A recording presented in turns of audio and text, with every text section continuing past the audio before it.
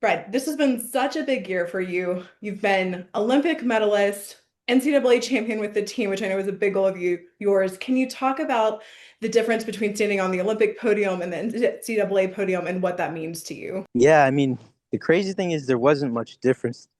It's that same level of a lot riding on it because you care about it so much. I think the one big difference that almost made this the same or even more important in the moment was the fact that these guys were my teammates I've had for three years, and I saw how badly they put in the work every single day for this goal. And so, when you grow up with some people for that long, like you really want to make their dream come true. It's like I've had a lot of success in the sport and I'm very happy and satisfied, always trying to get more. But, when I look back at my career, I think I'll be very proud. But these guys gave everything every day. And I knew this event is what would make their career. So I wanted to give them that win. After the NCAA championships, you were able to secure a visa to go to China and Japan. And I know some people had some questions about how did he do this? Like, where was the connection? So you talk about the connection through Shao and then how you ended up getting the visa for China and setting up the connections in Japan as well.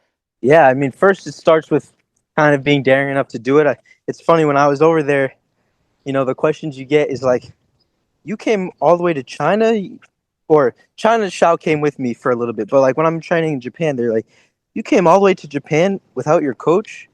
Like, what made you want to do this? Because in their head, they would never have thought to ever go train in a different place without their coach. And so it's just a whole different mindset. But, I believe really in always training with people who are better than you to get better. When I was younger, someone was always better than me in the gym, so I really like to keep that same dynamic. For China, Xiao, of course, is my coach. He's Chinese and has trained with the top Chinese gymnasts in the world his whole life, really. He's trained Olympians. So he had those connections, and they were all but supporting for me to come. Fred, can you tell me what your number one takeaway from training with the Chinese team was and your number one takeaway from training with the Japanese team?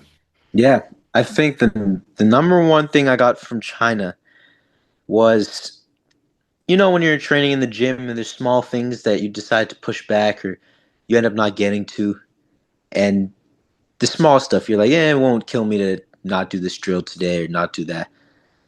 The vibe I got from China was you never miss those drills. You never don't do those things. And especially when I saw the juniors train, they had to hit everything, and there's a lot to hit, and there's long practices, and their coaches right there making sure you hit every single thing on that list, and that is what leads to them being so strong all around and really having no weaknesses. And that was one thing I got and took away was anytime if I decide to slack or not do this one thing or that one thing, someone else in China is doing those things, and in the long term, that kid will come up and beat me. So that was the one takeaway I got from China. If I was going to say Japan, the one thing I got from Japan was every one of those guys was more flexible than me and more flexible than anybody else on the US team or Michigan team. They do a lot of stretching, and that flexibility leads to a lot of skills just taking a lot less energy. I mean, when you see Japanese guys, you think, okay, they're doing really hard sets, but they don't look crazy tired, but they also don't look crazy strong. I think their flexibility leads to a lot of easy, refined techniques. And that's an area that I would decide I wanted to get a lot better at too. It's an interesting takeaway because I know when we were covering the Olympics, one of the things a lot of the journalists said was that the Japanese team, they just didn't look tired compared to all of the rest of the competitors. So it's interesting that that Hmm. is your takeaway, that the flexibility leads to that. Yeah, and they do routines all year long. There is no breaks, especially for these Japanese guys, and that also leads to them just being so used to the routines, so used to the gymnastics. And I'm trying to figure out how I've definitely tweaked my training after seeing it, and I'm definitely going to that same level because if it's working for them, I'm going to take that same strategy and make it work for me. Speaking of that strategy, when after Reese McClanahan won Olympic gold, he took some time off And Mhm. after you won the NCAA championships, you took some time off, and some of that was training and some of it wasn't training. And I'm curious, he talked about how taking time off affected his air awareness and his ability to get skills back. Did you have any sort of time period after coming back to the States where you felt like, oh my goodness, like this is going to be a little bit harder to get some of these skills back? Or was that break really refreshing and renewing for you? Yeah, and this is a great question because it's something I talk to my coaches a lot with, coaches at Michigan and old coaches, and it's like this debate that I don't have the right answer to of whether it's better to take time off or to not. Some of my coaches say it's stupid because you have injuries that need to heal. You know, you did the NCAA season and your shoulder wasn't great afterwards. So you needed this period for your shoulder to be healthy, which in hindsight, I definitely did because my shoulder was not healthy. Um, and it's taking time off isn't not doing gymnastics. It's not doing routines. Um, the only period I took off, I guess, was Uganda, which was no real equipment. That's just flipping on grass. But then you have the other arguments that if you stay in routine shape, the routines get a lot easier. But then what about injuries? And so it's hard. I'm trying to figure out which is the strategy, especially after big periods. You know, after World Championships in October, do I take 3 weeks off and then restart the cycle, or do you stay with it? Um, I'm trying to gather more data of which is best. I'm leaning towards only because of the health aspect. I'm leaning towards time off because if you really think about 4 years, the goal is really for me to stay healthy over these next 4 years till LA 2028. The goal isn't to progress as fast as possible, but I am trying to gather as much data as possible to figure out the best strategy. You know, whether you never take time off, you just do easier gymnastics right after those big competitions, and then you get back into it. But I definitely want to figure this out. This is a really hard question that a lot of people have different opinions on. It feels like this is the perfect year to sort of experiment with that rest. You're in the first year of the new cycle, and you're dealing with an individual world championships. And the way that the US program has written their selection procedures, it's very possible that all six spots could be auto locked. And so I'm curious from a perspective of looking at your routines from earlier this year, have you upgraded any of them so that they would meet the criteria to auto lock a spot for the world championships? Yeah, so I have not. The situation I'm in is I have a couple new skills I'll be doing at championships versus NCAAs, but we're using championships as a stepping stone. I will not be looking like world peak because world is 2 months later. So the goal is to look sharp and clean. With sharp and clean means choosing the right routines that you will look sharp and clean for, while I then need to gain another probably point in difficulty to have a chance at winning world championships. So would it be correct to say that your strategy is hoping that one of the spots goes to discretion and that you meet one of like those all-around benchmarks to be really competitive for the podium? Yes, that's what I would say. Our strategy for me is I still am very passionate about being an all-arounder, getting to the all-around medalist, best in the world in all-around. I know I have obviously stronger events that I'm trying to prepare for world championships, but the goal is to stay healthy, get healthier, and keep building towards worlds. And there was a lot of foundational stuff I took from China and Japan in that trip that I've been incorporating, which is improving my foundation. I'm hoping anybody who watches championships will see like there is no weak event. They're honestly becoming all very, very strong events, and that's what I've been trying to fix before trying to make one event like my high bar get to its max start value. I think I have still some time for that, so we didn't want to rush it this year and try to get every upgrade in.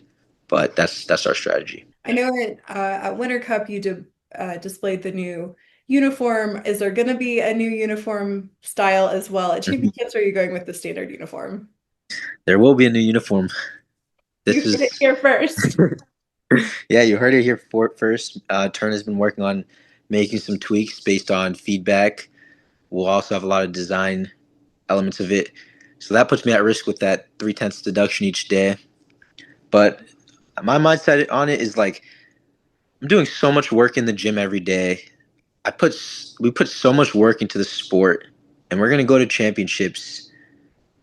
And if that crowd is 1/10 full, it's like, why are we doing all this work? If I keep the same old uniform and we make no changes and we try no new things, why are we doing all this work? That's kind of how I feel at this point, especially so far from the next Olympics. It's like, I want the sport. I want people to watch the sport. I want the sport to people to want to make changes in the sport to grow it. It's like, why am I working so hard if everything's going to stay the same? If we're going to half of these competitions is going to have the viewership, not the viewership that we want. I was watching the stream at university games. I think there was about 700 people on the stream throughout the average. I don't know if it spiked up and down, but it's like our sport has so much further to go. And if we're not willing to take risks and try new things, even if they're not the right things, if we're not willing to take the risk, like, why am I dedicating my whole life to this? So that's why I want to keep trying new things, and even if there's consequences. I think that leads perfectly into the next and final question of this interview, which is you've spoken so strongly about how important it is to have a team behind you, whether it's your videographer, your social media people, or your manager. And I know that you recently changed managers. And so I'm wondering if you could speak to what you were looking for in a new manager or why you felt you needed that change leading into the 2028 Olympics. Yeah, it's a great question. I mean, 2028 Olympics, we know, is going to be the biggest Olympics. It's here in the U.S. I also know after this Olympics I kind of start to find my purpose, find clarity of what I'm really trying to do. Beforehand, I signed with my first agent at 17 years old, before you have any real experience in the media landscape, in business, in professional sports. And he was amazing. I mean, I'll tell anybody to sign with him. But as I got more clear of exactly what I'm looking for, I started to realize it's probably time to make sure that the person is the right fit for the vision I have. And there was a couple of things we agreed on the vision, or how to get to where I want to go. And I think the goal was just find someone that aligned with it. And so that's why I changed. I found someone a little bit younger, understands more of the media, social media landscape, and the production projects, and kind of how this new landscape of YouTube and influencer athlete, professional athlete, how basically this whole landscape is going.